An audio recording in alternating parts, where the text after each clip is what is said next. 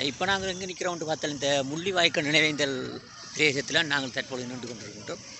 அதை தற்பொழுது மக்கள் வந்து போய் கொண்டிருக்கிறார்கள். தங்களது உறவினர்கள், தங்களது சகோதரர்கள், சகோதரிகள் இந்த இடத்திலே உமக்காக உயிர் நீத்திருக்கிறார்கள் என்று சொல்லி அதற்காக அவர்களது உறவுகளும் இங்கே எங்களை போன்று பார்க்க வந்திருக்கிறார்கள். இதைத்து நாங்கள் தற்போது இப்போ பார்த்து கொண்டிருக்கின்றோம்.